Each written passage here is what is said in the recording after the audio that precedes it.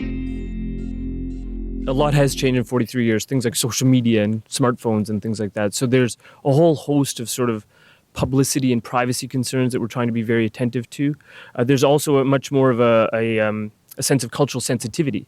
I was very proud of the fact I'm a Ismaili Muslim Canadian. I was very proud of the fact that I wasn't the first person to raise my hand and say maybe people who've traveled 12 hours to a new country might want to give thanks to their creator or worship in some way upon arrival.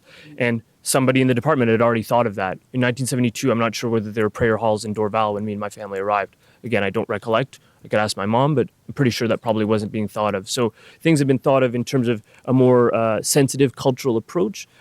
Some things will remain the same in terms of potential backlash, but I think what we're seeing, Hassan touched on this, and Mr. Beatty and Chantel, is that there will always be backlash in any country that's accepting newcomers.